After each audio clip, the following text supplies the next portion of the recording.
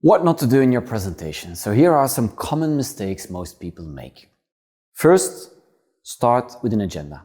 Never, ever, ever show an agenda. If you're doing a workshop or you're meeting a bunch of technical people and you have to do a long explanation, then you can show an agenda. We now know the most important minutes of any presentation is the first 3-4 minutes and the last 2-3.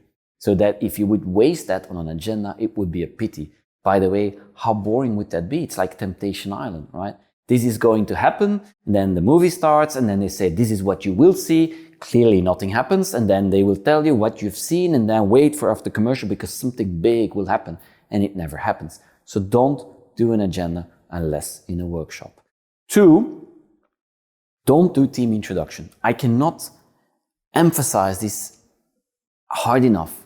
Don't start showing pictures of your team unless Elon Musk or Mark Kucke is one of your investors. Then you should show them. Otherwise, you can show your team, but you can only show them almost at the end. First do problem, make the problem bigger, then you explain how to solve it and the structure, and then you can say this team of smart PhDs smart people can solve the problem. That leads to the third thing is that don't start bragging. I don't know why, but a lot of people, especially in the tech space, they go like, yeah, I'm a doctor in mathematics and I have a team of 80 mathematics and all doctors. And basically you're saying you're better than them. Nobody likes that. Nobody. So don't do that.